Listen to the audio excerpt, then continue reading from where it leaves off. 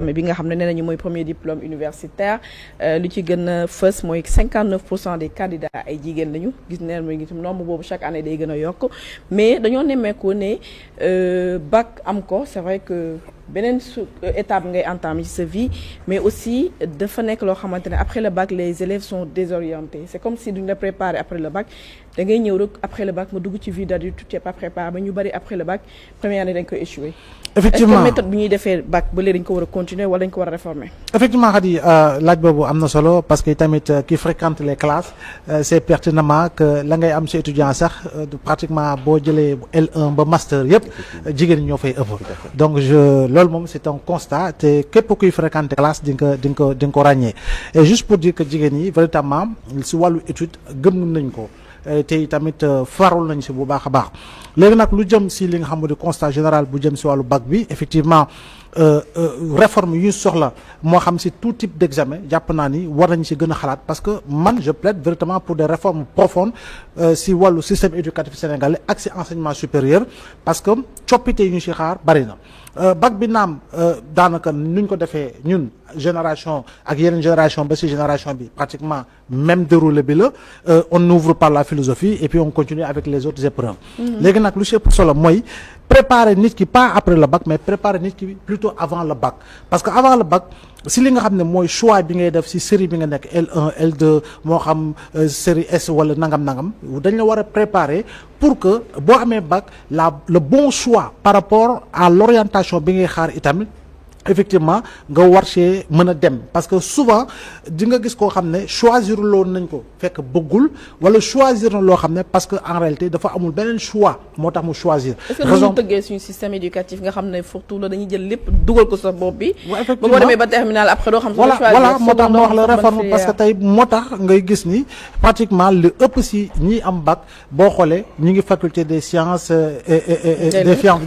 des facultés des lettres et des sciences humaines. donc foofu la ñu gën a bare la ci bari dafay cartouché malheureusement au niveau de la faculté de droit leneen lu néew mooy dem faculté des sciences économiques lu ci néew mooy dem faculté des sciences la ci gën a néew tam mooy dem faculté de pharmacie et d'odontologie ak ci yeneen ISEP yi ak yeneen pharmacie yi yeneen université telles que l'UGB donc lu ci ëpp solo mooy pour man war nañu changer système bi ba nga xam ne xale bi avant même 18 ans balaa moo yegg sax ci 18 ans wala boog instant bu muy génn 18 ans même buy génn ak bac dina génn ak bac avec véritablement une formation accomplie nekk ingénieur déjà avec le bac déjà am na connaissance ak niveau boo xam ne tey il peut faire véritablement sécurité informatique mën na am niveau ak bac boo xam ne dina ko permettre mu def d'autres métiers innovants d'autres métiers tels que le pétrole si wàllu gaz si wàllu nouveau métiers yi laal hydrocarbures yi donc je pense que foofu noonu la ñu war a mën toll parce que tey boo demee Canada da ngay gis ni xale bi déjà buy am 16 ans à 18 ans il a déjà son diplôme d'ingénieur donc kooku il est bien formé bu génnee xam na fu mu jëm parce que il est formé dans un secteur d'activité professionnelle boo xam ne dafa leer. mën na def parallèle enseignement général ak formation professionnelle. oui waaw xam nga enseignement général encore une fois toujours c'est un fourre-tout pour le moment parce que lu ñu war a réformer si wàllu woowu dafa bari parce que tey li ngay jàng yëpp da ngay xool tey les curricula je parle bien des curricula la nga say jàng la lay amal njariñ daal dans ta vie professionnelle daanaka lu néew la. donc je pense que loolu nag la ñu war a gën a jooyanti pour introduire dès le bas âge je dis bien dès le bas âge li nga xam ne moo di ay modules yoo xam ne xale bi bu ko jàngee forcément dina ko amal njariñ on rêve véritablement d'avoir de petits chinois chez nous. voilà ñoo xam ne bu ñu génnee à 16 ans 18 ans am nañu déjà qualification professionnelle mais fii da ngay dem ba am 34 ans di wër stage da ngay gis étudiant wala étudiante bu la interpellé mi ngi en année de master te mësuta def stage imagine toi tu fais un bac plus 4 je dis bien te mosoo def stage donc je pense que loolu yëpp lan moo ko waral choix boobu la léegi fooy def banque assurance journaliste communication commerce international mais jusqu'à quand je pense que métiers yooyu déjà instant yi nii c'est saturé il faut quand même que ñu jëm ci leen loo xam ne effectivement moo tax am na benn structure de l'État instant mi ngi prôné li nga xam ne mooy la formation professionnelle les CPS les certificats professionnels spécialisation nga xam ne même boo amul niveau d'étude wala nga nekk koo xam ne nga bàyyi jàng dañ lay accompagner 6 mois nga professionnel alors la xew aussi fii nga xam ne mooy suñuy dëkkandoo Mali depuis ce matin gis nga ni am na ay attaques djihadistes armée malienne bi nee nañu rey nañ ci lu toll ci 80 te li ci gën a xaw a doy waar mooy dafa jege suñu frontière. fële ca oui Kaay. effectivement te am na localité boo xam ne pratiquement c'est à moins de 10 kilomètres véritablement ak frontière u Sénégal donc lu xew Mali jàpp naa ni Mali bu touchoolee ñun fu ñu toog dañuy naan yaramu kala Côte d'Ivoire kazalika Burkina kazalika donc parce que nous sommes dans la même zone géographique étant dans la même zone géographique effectivement je pense que nos autorités sont en état d'alerte permanent depuis plusieurs années maintenant parce que depuis que le djihadisme s'est installé dans le nord du Mali et dans d'autres pays en Afrique de l'Ouest je pense que autorités sénégalaises yi jël nañu matuwaay depuis la chute de Kadhafi ba jamono ji ñu toll donc nguuru président Macky Sall en termes de sécurité ba si nguuru président Bassirou Diomaye en termes de sécurité chaque fois ñi ngi liggéey ba léegi ni avec véritablement d'autres pays occidentaux tels que l'Allemagne les États-Unis surtout dans le domaine du renseignement je dis bien surtout dans le domaine du renseignement parce que coopération militaire nga am ak États-Unis coopération militaire nga am ak France ak Allemagne donc da ngay gën a liggéey si li nga xam moo di wàllu renseignement parce que tout tes renseignements léegi nag yow yaa war a gën a dynamiser si sa forces armées gën leen jox jumtukaay gën leen jox li nga xam ne moo di matukaay ba nga xam ne effectivement et dinañu pare à toute éventualité parce que je dis encore une fois aucun pays n'est à l'abri. Khady n'oublie pas que le 11 septembre 2001 États-Unis attentat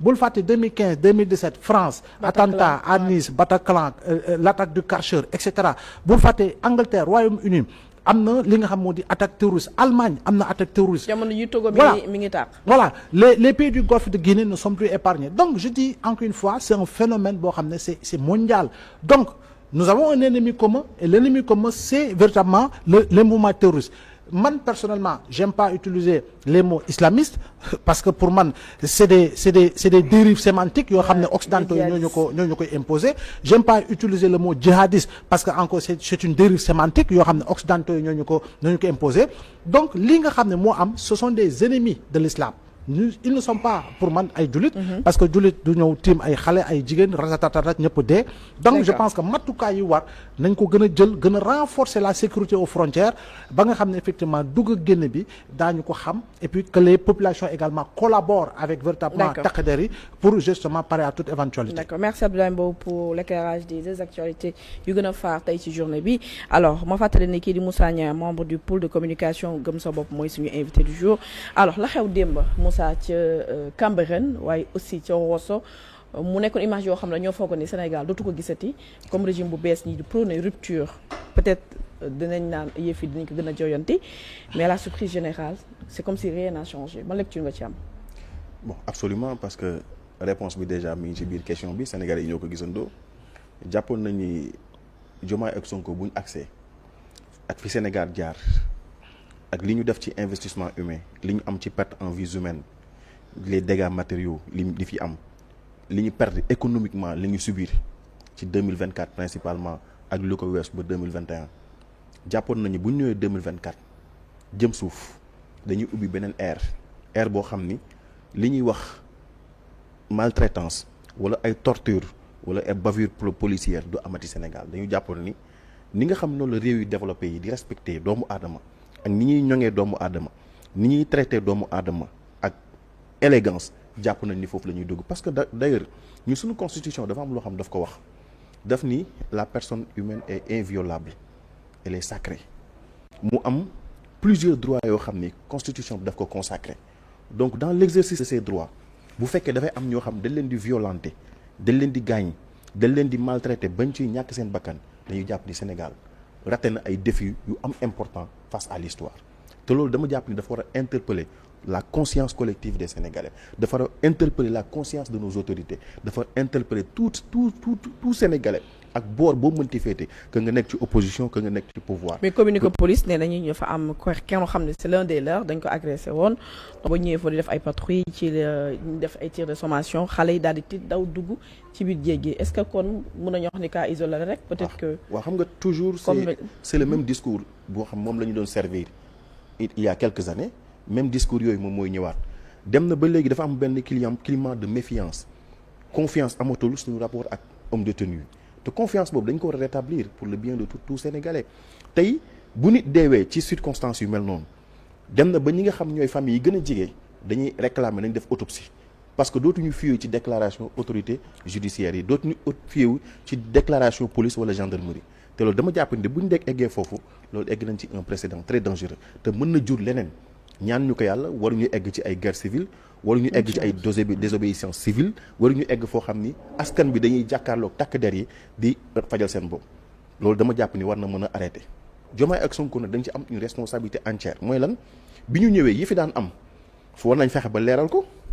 ñi nga xam ne dañ leen doon rey waxoon nañu dafa am milice bi fi am waxoon nañu dafa am ñi nga xam ni dañ doon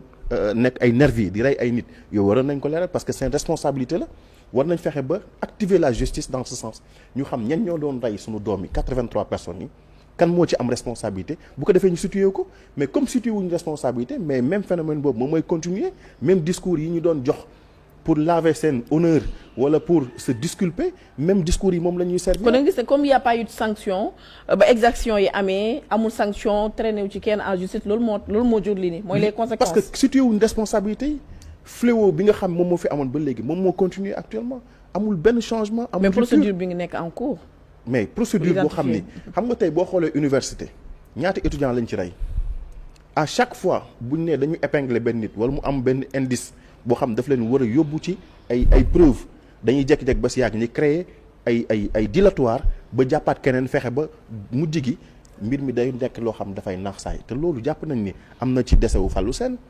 am na ci décès wu Balla Gaye depuis 2001 à l'université Cheikh Anta Diop xoolal étudiants yi ñu mës a rey yëpp biir université est-ce que étudiants yi am nañ gain de cause est-ce que justice def na liggéeyam est-ce que situé nañ les responsabilités manifestation politique yi daal am Sénégal yëpp est-ce que mës nañ ci jàpp benn policier wala benn gendarme ni ko yaa rey commissaire Arona Sy bu 2012 doon nañ ko gis ci image yi ni mu doon def est-ce que justice dox na liggéeyam ba situé responsabilité depuis 2012 ba léegi nit ñi ñu ngi dee ci ay manifestations politiques et à chaque fois toujours même discours yi la ñuy jox. d'accord. bala reyu ko dafa daanu wala dafa génn wala dañ ko agressé wala keneen moo ko dóor et cetera wala daa am ku infiltrer police wala dafa am ay nervis yoo xam ñoom ñooy dugg ci biir manifestants yi et cetera toujours les mêmes discours. alors Abdoulaye Mbow est-ce que da ngay partager même opinion bu Moussa am di wax ni y a pas eu de sanction li fi xewoon 2021 ba jàpp 2024 loolu moo tax exaction yi di continuer wala dañuy